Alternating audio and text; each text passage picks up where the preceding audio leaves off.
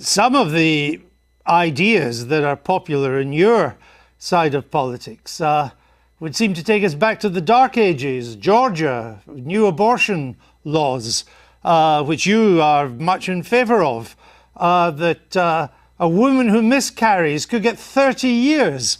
A Georgian woman who travels to another state for an abortion procedure could get 10 years. These are extreme hard policies.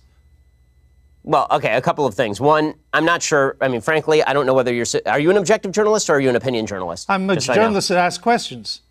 Okay, so you're a supposedly objective journalist calling policies with which you disagree barbaric and suggesting only one side of the political aisle has ideas. So I just want to point out that I wish you would at least be honest in your own biases. Mr. Shapiro, I know that broadcasting in America is now so polarized that on one program you only have the left and another one you just have the right. My job is to question those who have strong views and put an alternative to them. If you were an anti-abortion person, I would be putting pro-abortion questions to you. But you are really would you call the pro-choice position? So why don't you just answer my question, sir? I'm happy to answer your question. Please answer this one. Would you suggest that a late-term abortion is brutal?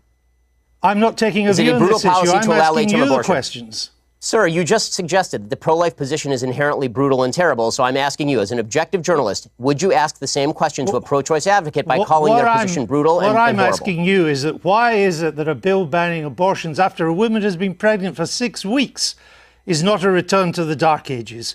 What's your answer? My answer is something called science. Human life exists at conception. It ought to be protected. Now, back to my question to you. You purport to be an objective journalist. BBC purports to be an objective down-the-middle network. It obviously is not. It never has been. And you as a journalist are proceeding to call one side of the political aisle ignorant, barbaric, and sending us back to the Dark Ages. Why don't you just say that you're on the left? Is this so hard for you? Why can't you just be honest? Is this so hard for you? Why can't you just be honest?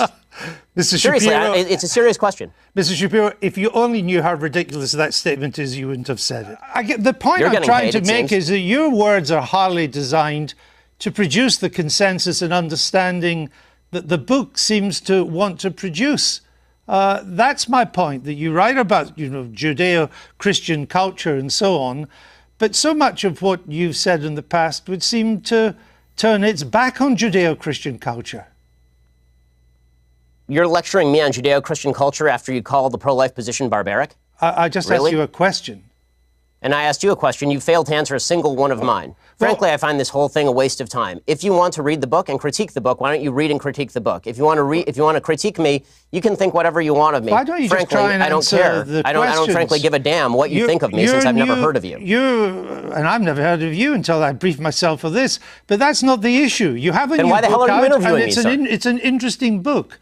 But my point is, your book claims that society... Well, it'd be nice if you would quote it from time to time. Your book is... Well, actually, I've done so several times, and I'm about to do so again, if you would let me just finish the question. Your book claims that society is turning its back on Judeo-Christian values. Yeah, what are those values? What are the values it's turning its back on? I'm not inclined to continue an interview with a person as badly motivated as you as an interviewer. So I think we're done here. I appreciate your time, sir. All right. Well, thank you for your time and for showing that anger is not part of American political discourse. Thank you for your time and for showing that anger is not part of American political discourse.